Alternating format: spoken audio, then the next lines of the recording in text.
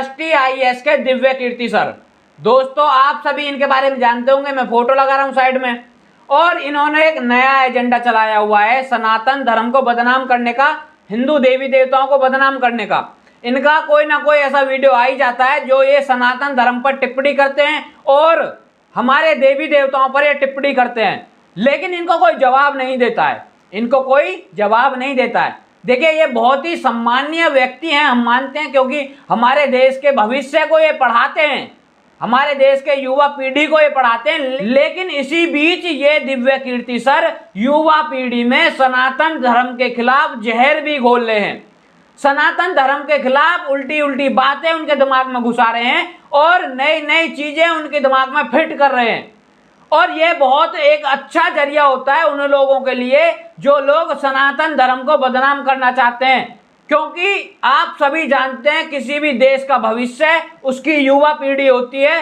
और अगर उस युवा पीढ़ी को बर्बाद कर दिया जाए और उस युवा पीढ़ी के मन में धर्म के प्रति घृणा भर दी जाए और नफरत भर दी जाए तो धर्म और देश दोनों का नाश निश्चित है। तो जो देश विरोधी हैं, जो धर्म विरोधी लोग हैं, वो ऐसे लोगों को पकड़ते हैं जिनसे युवा पीढ़ी बहुत ही ज्यादा कनेक्टेड हो, और ये चीज यहां पर हमें देखने को मिल रही है।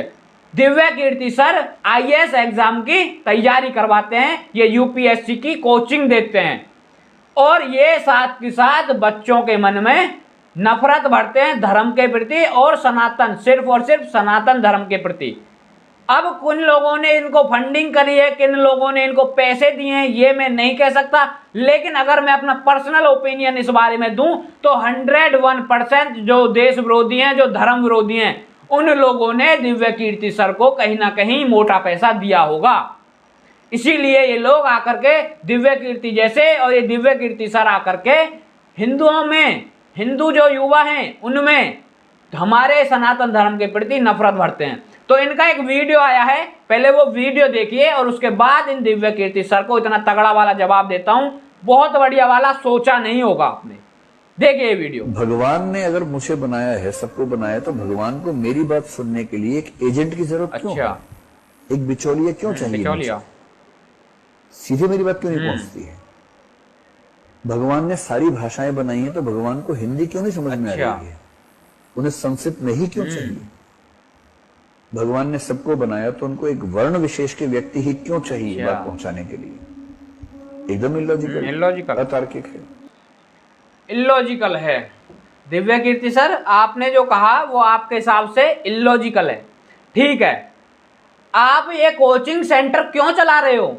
जो आप पढ़ाते हो वो किताबों में लिखा तो है पहले से, बच्चे किताब खरीद लें जाकर बुक सेलर से और किताब खरीदने के बाद घर पर आकर बैठ जाएं, ना वो तो स्कूल जाएं ना वो आपके कोचिंग सेंटर में आए। और आपका मतलब क्या पड़ा है फिर कोचिंग सेंटर खोलने का? बच्चे किताब लें, किताब से पढ़ें और पेपर देने चले जाएं। और पेपर भी क्यों देना, पेपर भी मत दो, आईएएस ही तो बनना है, यूपीएससी का एग्जाम जो है वो देना ही क्यों है? सीधा बन जाओ, डायरेक्ट बनो। आप जो है मतलब ये पेन पेंसिल खरीदनी बेकार है सब, मतलब जो बीच की जो भी तमाम चीजें हैं वो सब बेकार है। खाली किताब खरीदो, किताब पढ़ो और सीधे आईएएस बन जाओ। सीधे यूपीएससी में कोई ना कोई पद आपको मिल जाएगा, या तो आईएएस बन जाओगे या आईपीएस बन जाओगे या कोई और डिपार्टमेंट में आप चले जाओगे। तो आपके कॉलेज के, आपके इंस्टीट्यूट की आपकी जरूरत क्या है फिर? क्यों बैठे हो? मतलब आपको क्यों जरूरत पड़ गई है कोचिंग सेंटर खोलने की? मैं आपसे पूछना चाहता हूं सर, आप भी मत खोलो, बंद कर दो अपना कोचिंग सेंटर। बच्चे किताब खरीदेंगे, पढ़ेंगे, सीधा एग्जाम देंगे। और मैं तो कहता हूं एग्जाम भी मत दबाओ, फिर डायरेक्ट उन्हें आईपीएस और आईएएस बना दो फिर। मतलब यार इतना मैं कैसे बोलूं आपसे, आप बच्चों को पढ़ाते हो, आपको इतनी नॉलेज है, तो कम से कम आप थोड़ा सा कॉमन सेंस भी रखिए। आपको यह भी पता होना चाहिए हर किसी चीज को करने के लिए एक प्रोसेस होता है। जैसे आप यूपीएससी की तैयारी करवाते हो, बच्चों को आईएएस आईपीएस बनना है, उसके लिए पहले उनको 10th 12th करनी पड़ेगी, एनसीईआरटी पढ़नी पड़ेगी, उसके बाद अच्छी कोचिंग लेनी पड़ेगी, अच्छा टाइम स्पेंड करना पड़ेगा पढ़ाई पर, दिमाग से पढ़ना पड़ेगा, आप जैसे गुरुओं की जरूरत पड़ेगी समझाने के लिए, क्योंकि बच्चों को इतना पता नहीं है। जो पढ़कर आए हैं, जिनको नॉलेज है, वो अच्छे तरीके से समझा सकते हैं। तो कहीं ना कहीं आपको पढ़ाई की इस चीज की नॉलेज है, आपको इतिहास के बारे में ज्यादा पता है, तो आप उनको बता सकते हो। लेकिन जरूरत क्या पड़ गई आपके हिसाब से फिर? जिस तरीके से अभी आपने वीडियो में बोला भाई मीडिएटर की जरूरत क्या है, मैं तो डायरेक्ट बात कर सकता हूं, तो फिर आपकी भी जरूरत नहीं है। आप क्यों कोचिंग सेंटर खोल रहे हो बीच में? डायरेक्ट बच्चे अपनी किताब खरीदेंगे, पढ़ेंगे और सीधा आईएएस बनेंगे, आईपीएस बनेंगे। तो दिमाग थोड़ा लगाइए सर। मतलब जो ये जहर तुम घोल रहे हो, ये किस लिए घोल रहे हो? इस चीज को बताओ, ऐसा मत करो। ये बताओ कि तुम्हारा फायदा हो रहा है इससे। मैंने एक छोटा सा एग्जांपल दिया है, बहुत सारे एग्जांपल हैं, और एक वीडियो आपको दिखाता हूं जो प्रेमानंद महाराज जी का है। उन्होंने भी इस चीज पर बोला है। आप एक वीडियो देखिए और उसके बाद दिव्य कीर्ति सर के पास इस वीडियो को जरूर से पहुंचाना। यही हमें गुस्सा दिलाती है, यही बातें कि ज्यादा बुद्धि लगाओगे ना तो परेशान हो जाओगे। परमात्मा प्राप्ति की तो बात जाने तो वास्तविकता भी चली जाए। बिल्कुल सही। आजकल लोग यही है कि हम तो निराकार की उपासना करते हैं, बिना गुरु के तुम्हें ज्ञान हो जाए तो हमें बताना।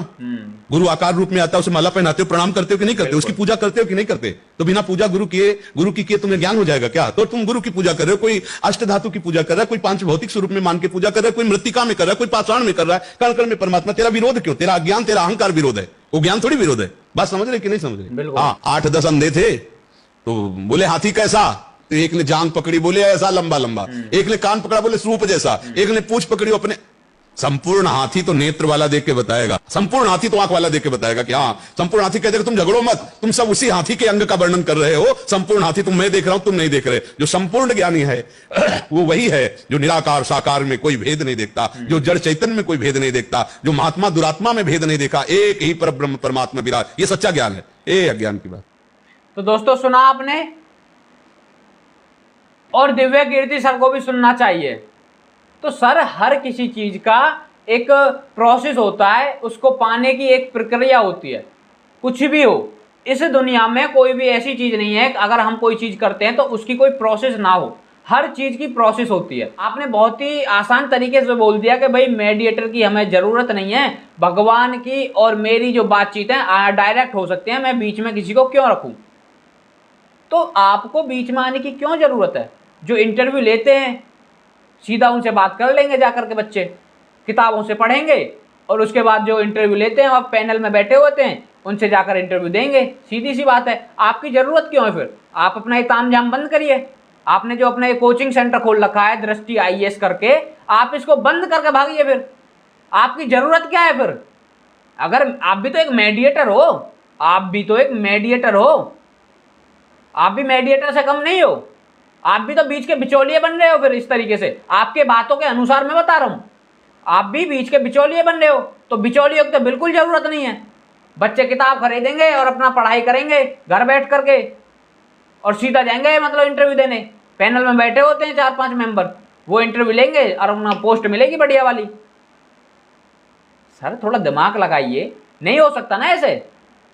गुरु की जरूरत पड़ती है ना बच्चों को, ज्ञान प्राप्ति के लिए गुरु की जरूरत पड़ती है ना। ये सिर्फ ज्ञान प्राप्ति के लिए नहीं है। हमें कुछ भी अगर चाहिए होता है तो किसी ना किसी प्रोसेस से हम गुजरते हैं, जब जाकर वो हमें मिलता है और उसके बाद वो चीज़ हमें मिलती है और जब हम उसका कुछ भी जो उपयोग करें या फिर जो भी हम करें वो बाद में होता है। तो प्रोसेस तो होता है ना सर एक।